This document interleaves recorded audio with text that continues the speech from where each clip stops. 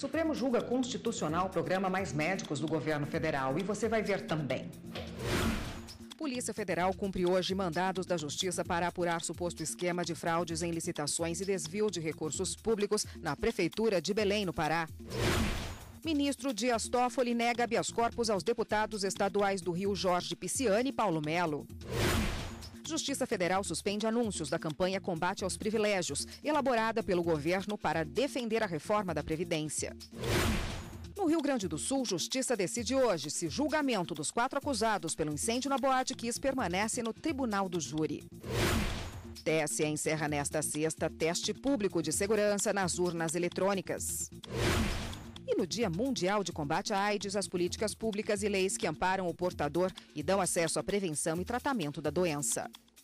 Essas e outras notícias agora no Jornal da Justiça.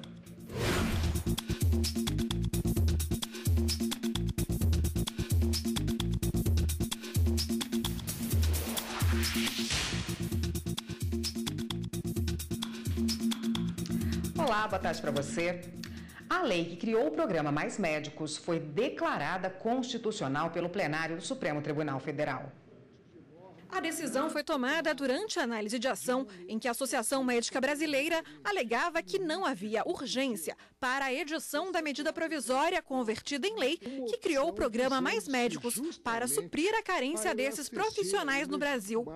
O relator, ministro Marco Aurélio, rebateu o argumento, alegando que hoje no país existem 1,8 médicos para cada 1.000 habitantes e que isso justifica a urgência para a edição da norma. Média considerável inferior à de países latino-americanos com perfil socioeconômico semelhante. Há grande desigualdade na distribuição dos médicos pelas regiões. Trata-se de exceção à regra geral.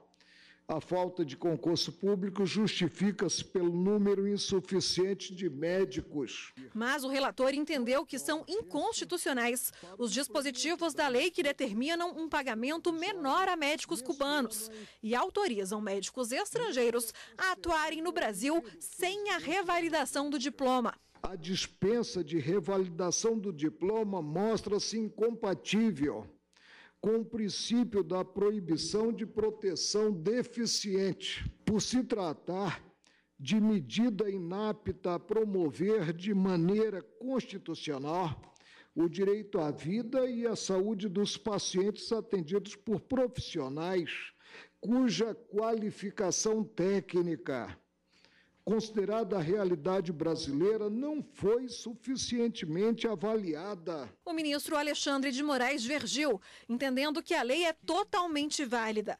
Para ele, os médicos cubanos que se inscrevem sabem das condições da bolsa e não há exercício ilegal da medicina ao não se exigir a revalidação do diploma. Não foi a Constituição que estabeleceu a obrigatoriedade de revalidação. A legislação geral prevê essa revalidação.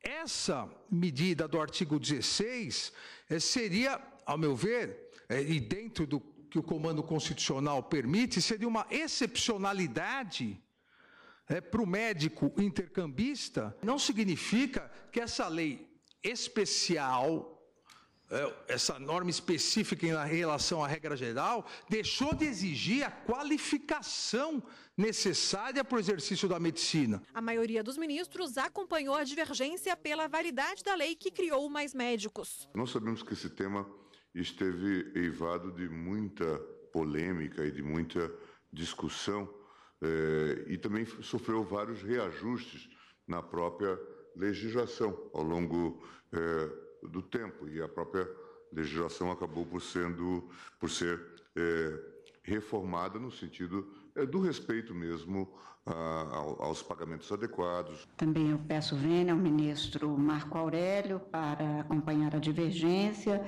farei a juntada do meu voto, mas também julgo improcedentes os pedidos, pelos fundamentos que foram aqui já longamente expendidos, especialmente pelo ministro Alexandre de Moraes. No início da sessão, os ministros consideraram constitucionais 3 leis que proíbem o amianto em Pernambuco, no Rio Grande do Sul e no município de São Paulo. Bom, para comentar a sessão de ontem, está aqui a consultora jurídica da TV Justiça, Karina Zucolotto. Boa tarde, Karina. Boa tarde, Érica. Karina, eram 2 ações, né? Mas só uma teve o mérito analisado, é isso por quê? 2 ações, uma com um pedido um pouco mais abrangente que a outra, mas o ministro Alexandre de Moraes, ao abrir a divergência em relação ao voto do ministro relator Marco Aurélio, entendeu que a autora de uma das ações diretas de inconstitucionalidade não teria legitimidade para fazê-lo, porque o registro sindical dela tinha sido anulado, invalidado por uma decisão judicial da qual já não mais cabia recurso, já transitado em julgado, e por essa razão os ministros, na maioria que se formou, vencido apenas o ministro Marco Aurélio, acabou entendendo que essa ação deveria ser extinta em razão da impossibilidade da associação poder apresentar esse pedido. Mas, em relação à outra ação direta de inconstitucionalidade, o julgamento prosseguiu normalmente e vários eram os pontos do programa Mais Médico, que a princípio havia sido instituído por uma medida provisória e depois foi convertido em lei em 2003, que eram questionados em relação à Constituição Federal. O ministro Marco Aurélio, relator, o primeiro a proferir o seu voto, entendeu que a maior parte do programa seria absolutamente constitucional, compatível com a necessidade da implementação dessa política pública adotada pelo governo federal, mas que, em 2 pontos, haveria um confronto com a Constituição. Um primeiro momento, o ministro considerou inconstitucional a dispensa da revalidação do diploma daqueles médicos estrangeiros que se cadastrassem no programa para exercer a profissão aqui no Brasil. Ele disse que isso seria uma inconstitucionalidade, já que é exigido para todos os diplomas adquiridos no estrangeiro e, portanto, para exercer a profissão aqui, deveria ter a revalidação também. E um outro ponto que o ministro Marco Aurélio entendeu ser inconstitucional, violaria o princípio da isonomia, a diferenciação dos salários ofertados para esses médicos cadastrados no programa e que haveria uma violação, portanto, do artigo 7º da Constituição, que garante direitos iguais a todos os trabalhadores no Brasil.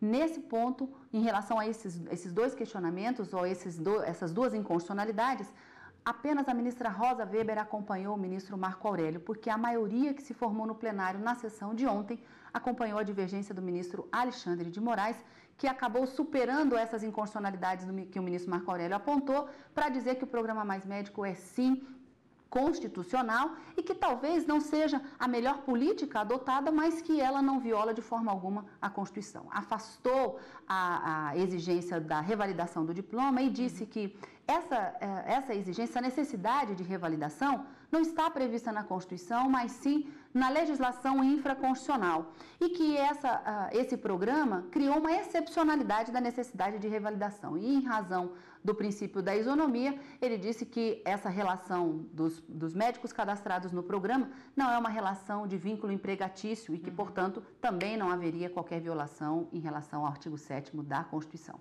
Portanto, o programa Mais Médicos é constitucional, não viola a Constituição Federal. Tá ótimo, Karina. Obrigada pela participação. Eu que agradeço. Até semana que vem. Até. Vice-presidente do Supremo Tribunal Federal, ministro Dias Toffoli, negou o pedido de habeas corpus dos deputados estaduais do Rio de Janeiro, Jorge Pisciani e Paulo Melo. Os deputados estão presos há 14 dias por suspeita de receber propina para atender interesses de empresas de transporte e construção civil no Rio de Janeiro. Para pedir a liberdade, os advogados alegaram que Jorge Pisciani e Paulo Melo foram submetidos a constrangimento no Tribunal Regional da 2ª Região, que determinou a prisão, e que o tribunal busca transformar a Assembleia Legislativa, que autorizou soltar os deputados, num órgão sem importância. Ao negar os pedidos de liberdade, o ministro Dias Toffoli alegou questões processuais. Ele afirmou que o Supremo Tribunal Federal não deve julgar habeas corpus, que ainda não foi decidido em definitivo pelo Superior Tribunal de Justiça. E o Ministério Público Federal em Uruguaiana ajuizou uma ação civil pública para que a fiscalização agropecuária internacional na fronteira de Itaqui, no Rio Grande do Sul, seja regularizada. O pedido do Ministério Público Federal em Uruguaiana, no Rio Grande do Sul, é para que o posto de fiscalização tenha um auditor fiscal federal agropecuário fixo. Com isso, a fiscalização da entrada de produtos de origem vegetal pelo Ministério da Agricultura e o certificado dos produtos destinados à exportação seriam regularizados. Atualmente, o atendimento é feito com deslocamento semanal de servidores, o que, segundo o MPF, contraria a portaria do Ministério da Agricultura, que dispõe que a diminuição nos horários de atendimento, sem respaldo, causa descontinuidade do serviço público de fiscalização.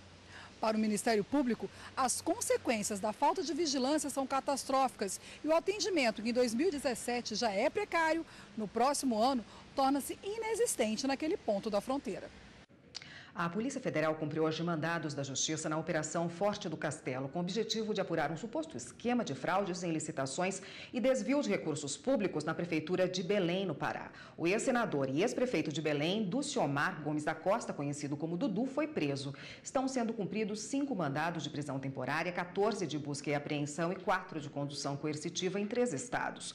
Os trabalhos de investigação demonstram que, durante a gestão municipal de 2005 a 2012, pessoas sem condições financeiras passaram a ser titulares de empresas e receber recursos públicos em contratos diretos com a Prefeitura de Belém ou em subcontratações. Segundo a investigação, o esquema teria gerado um prejuízo aos cofres públicos da ordem de 400 milhões de reais. Um homem acusado de tráfico foi absolvido após comprovar que o flagrante foi preparado pela polícia. A 6ª turma do Superior Tribunal de Justiça absolveu um homem preso por tráfico de drogas com base na súmula 145 do Supremo Tribunal Federal. Os ministros entenderam que houve atipicidade de conduta, quando o fato não possui todos os elementos legais para ser considerado um crime. De acordo com o processo, o homem foi preso em um flagrante preparado por agentes da Polícia Civil de São Paulo. Para confirmar se o acusado traficava lança-perfume, a polícia ligou para o suposto traficante e encomendou 10 caixas da droga. No local combinado para entrega, a polícia prendeu o suspeito em flagrante por tráfico de drogas. A Justiça Paulista condenou o homem sob a justificativa de que o crime de tráfico de drogas é hediondo e permanente. A defesa do acusado recorreu ao STJ. O relator da ação, ministro Nefe Cordeiro, citou outros processos julgados pelo STJ que não admitiram flagrante preparado. Para o ministro, no caso citado, não houve crime, uma vez que a própria polícia encomendou a droga para poder prender o acusado em flagrante. O desembargador federal Paulo Espírito Santo concedeu habeas corpus ao ex-secretário da Casa Civil do Rio de Janeiro, do governo Sérgio Cabral, Regis Fichtner. A decisão ainda será analisada pela primeira turma especializada do Tribunal Federal da 2ª Região. Segundo a Procuradoria, Fichtner teria recebido R$1,5 milhão em vantagens indevidas e usado o cargo como chefe da Casa Civil para favorecer empresas específicas de outros integrantes da organização. Ele deverá se apresentar ao tribunal a cada 60 dias, está proibido de se ausentar do país e terá que entregar o passaporte à Justiça. O Ministério Público Federal informou que vai entrar com recurso para suspender a liminar. E você vai ver no próximo bloco do Jornal da Justiça. Justiça Federal suspende anúncios da campanha Combate aos Privilégios, elaborada pelo governo federal para defender a reforma da Previdência. Voltamos em instantes.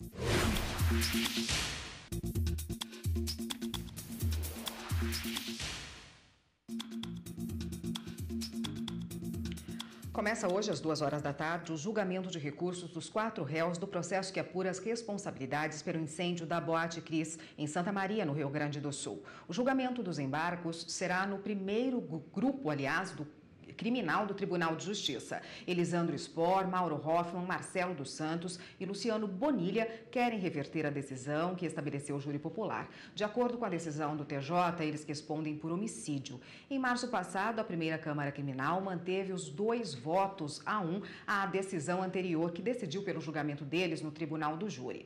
Como não houve unanimidade nesse ponto, os acusados entraram com recurso.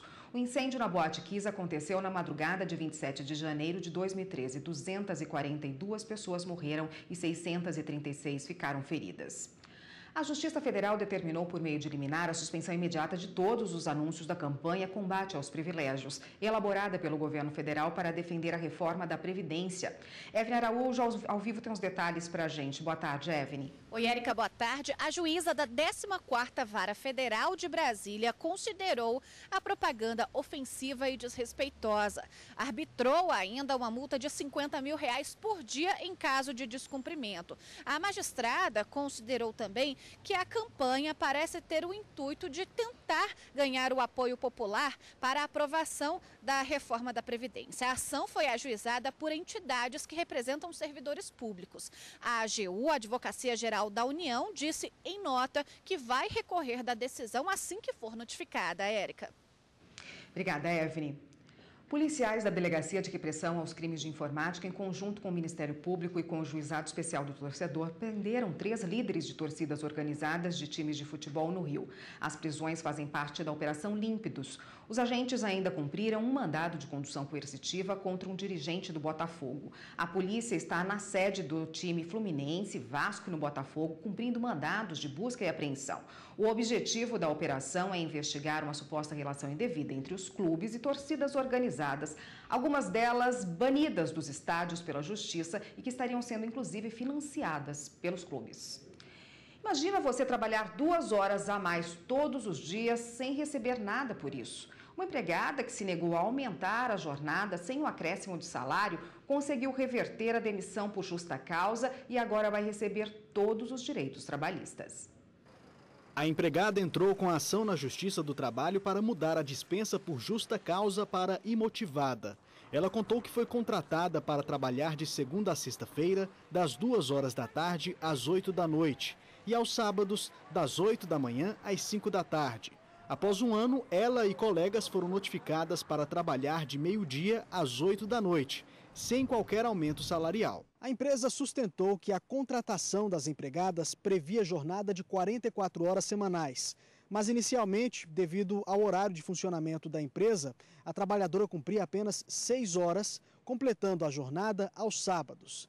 Caso fosse necessário, a podóloga deveria fazer 44 horas semanais, sem jornada aos sábados.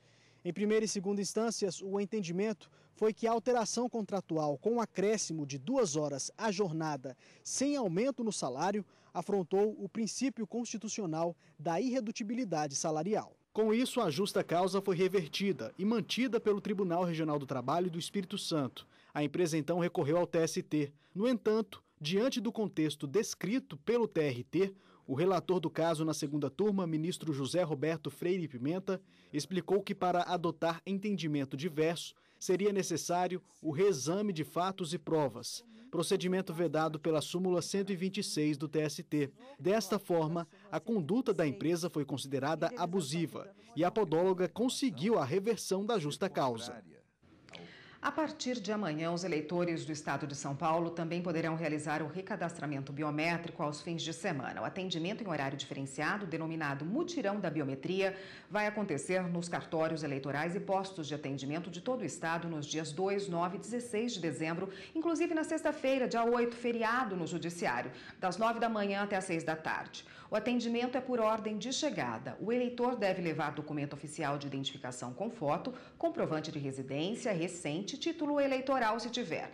Em Guarulhos, Sorocaba e mais 83 cidades paulistas, o recadastramento biométrico já é obrigatório. Os eleitores dessas cidades que não realizarem a biometria terão o título eleitoral cancelado, o que implica em diversos impedimentos na vida civil, como obter empréstimos em bancos públicos, tomar posse em cargos públicos, renovar matrícula em estabelecimento oficial e até obter o passaporte.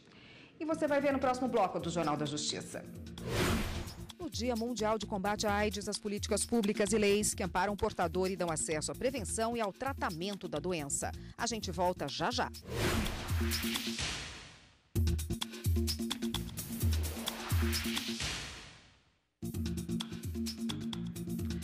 O Tribunal Superior Eleitoral lançou nessa manhã o e-título, uma versão eletrônica do título de eleitor. O lançamento aconteceu no gabinete do presidente do Tribunal Superior Eleitoral, ministro Gilmar Mendes. O e-título está disponível para as plataformas iOS e Android. O aplicativo vai contar com os mesmos dados do documento impresso, além de informar a situação do eleitor, se está quite com a Justiça Eleitoral e se já fez o recadastramento biométrico. Trata-se de um projeto que vislumbra a um só tempo a utilização mais eficiente e sustentável de recursos públicos, o que mais do que nunca merece a nossa atenção, e o favorecimento do eleitor com a eliminação da necessidade de emissão de segunda via de documentos extraviados ou danificados. Hoje conseguimos facilitar a vida do cidadão, quer esteja perto, quer esteja longe, o nosso eleitor tendo o sinal de internet e podendo baixar o aplicativo gratuitamente por conta do TSE, não é verdade? Já vai favorecer a sua vida e a sua acessibilidade aos seus dados eleitorais e poderá, inclusive, se dirigir à urna eleitoral para exercitar o seu voto. Pelo e-título também é possível consultar o local de votação. Além disso, um QR Code também poderá ser gerado para cruzar as informações apresentadas pelo aplicativo com a base de dados da Justiça Eleitoral. Tudo para dar ainda mais segurança à via eletrônica do título de eleitor. Para votar, tendo a identificação biométrica, o e-título pode ser utilizado como documento oficial com foto. É essa combinação, para votar. Mas para obter o e-título hoje, nesse momento, basta que ele seja eleitor cadastrado na Justiça Eleitoral. Os técnicos do TSE levaram 2 meses para desenvolver o aplicativo. Em uma época em que a Justiça Eleitoral está preocupada em fazer o rezoneamento para otimizar o atendimento ao eleitor e economizar recursos, o e-título vai ser muito útil. Veio essa belíssima contribuição do Tribunal Regional Eleitoral do Acre, dizendo, olha, vamos ter que reimprimir títulos, né, em grande massa. Só para o ano próximo, nós estávamos estimando gastar alguma coisa como 250 milhões em títulos. Nós comprávamos esses documentos, esses papéis, para 5 anos. E tínhamos que ter toda uma geração um pouco ultrapassada hoje de impressoras matriciais e tudo isso. Essa é a economia que essa ideia está nos trazendo. E, claro, num modelo inteligente, num modelo virtual que pode ser atualizado. Já se fala em novos aplicativos que vão ser aderidos, vão ser integrados a esse modelo. É uma evolução realmente da qual nós ficamos orgulhosos e agradecemos penhoradamente essa contribuição que veio do TRE. E o teste público de segurança nas urnas eletrônicas terminou há pouco no TSE. Quem tem os detalhes para a gente ao vivo é a repórter Juliana Ribeiro. Boa tarde, Juliana. Boa tarde, Érica. Boa tarde a todos que nos assistem. Hoje é o último dia do teste público de segurança e o presidente do TSE, ministro Gilmar Mendes, foi até o local, fez uma visita, conversou com os investigadores e, ao final, concedeu uma entrevista coletiva com um balanço parcial. Foi informado que 3 achados foram encontrados, um que desencadeou os outros 2. E quem vai passar mais detalhes para a gente sobre esse assunto é o Rodrigo Coimbra, que está aqui ao meu lado, que é chefe da seção de voto informatizado. Rodrigo, o que isso significa? O que são esses 3 achados? Muito bem. O primeiro deles foi justamente a quebra de uma barreira de segurança que protege o conteúdo dos cartões de memória das urnas eletrônicas. A partir dessa quebra de segurança, a equipe foi capaz de ter acesso a alguns arquivos da urna eletrônica e foram feitas, então, tentativas de modificação desses arquivos com os resultados que se desdobraram nos demais planos, né? Mas vale a gente ressaltar, Rodrigo, que isso não quebra o sigilo do voto, né? Isso é uma barreira dentre outras que tem. Sim, não houve uma quebra direta do sigilo do voto, houve sim uma investigação em cima do arquivo de RDV que grava os votos que são dados pelos eleitores ao longo do dia, né? Os investigadores tiveram acesso a esse arquivo, conseguiram decifrá-lo, ver o conteúdo, né? Mas a demonstração que foi feita, ela não tem um efeito prático no dia da eleição para quebra do sigilo do voto. É um processo muito difícil que realmente só pode ser feito em laboratório, né? Realmente é muito complicado fazer isso no dia da eleição. E aí tem técnicos do TSE que já estão trabalhando nesse problema? Sim, o trabalho começou de imediato, né? Desde o primeiro dia do teste, com os relatos iniciais de como estavam os andamentos dos trabalhos das equipes. Os técnicos do TSE começaram a atuar, começaram a investigar, reproduzir o que os investigadores estavam fazendo, né? E já temos soluções encaminhadas e serão todas implementadas até as eleições de 2018. Muito obrigada pelas informações, Rodrigo. Olha, vale lembrar que o teste acontece ainda até às 6 da tarde e é aberto a toda a comunidade. É só chegar aqui no TSE, no 3º andar. É com você. Obrigada, Juliana. O dia de hoje, 1º de dezembro, é mundialmente marcado pela luta contra a AIDS. E o mês será vermelho para chamar a atenção sobre a importância de prevenir e combater o HIV. No Brasil, só no ano passado, 14 mil pessoas morreram em consequências das doenças provocadas pelo vírus. A AIDS não escolhe idade, crença, raça, classe social. A AIDS não tem face. Muitas vezes se esconde em quem menos se espera e bate a porta de gente desprevenida. Hoje, segundo a UNAIDS, Programa das Nações Unidas de Prevenção à Doença, 830 mil pessoas vivem com HIV no país, a maior parte na faixa etária entre os 15 e 49 anos. A estimativa é que 48 mil tenham sido infectadas apenas em 2016. mesmo período em que 14 mil morreram em decorrência de complicações causadas pelo vírus. As estatísticas ainda preocupam. Cristiano convive com o vírus da AIDS há mais de 30 anos.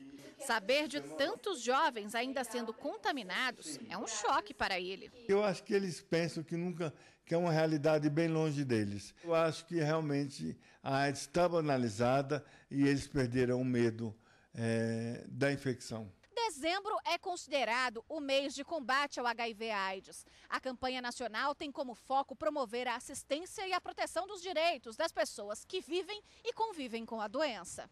Em 2014 foi publicada a Lei 12.984, que considera crime a discriminação contra portadores do vírus HIV e doentes de AIDS. A legislação brasileira também prevê outros benefícios aos pacientes. Direitos aí à aposentadoria por invalidez, direito ao afastamento e recebimento de auxílio-doença a partir dos 15 dias de afastamento e também direito à isenção de imposto de renda na aposentadoria ou pensão do paciente com AIDS. Além disso, é dever do Estado oferecer às pessoas contaminadas acesso à informação clara sobre a doença, assistência e tratamento gratuito. E elas não podem ter direitos restringidos, como emprego, moradia e convívio coletivo. Sozinha, a natureza não consegue lutar contra tanta destruição na Terra. É uma batalha desleal. A ciência não avança com a rapidez necessária para trazer as chuvas de volta. Mas há uma saída: reduzir o consumo da água. O Meio Ambiente por Inteiro, deste sábado, investiga o assunto. O programa é amanhã, 12h30. Não perca. E hoje a gente fica por aqui. Para você, uma ótima tarde, excelente fim de semana. A gente se vê novamente segunda-feira. Até lá.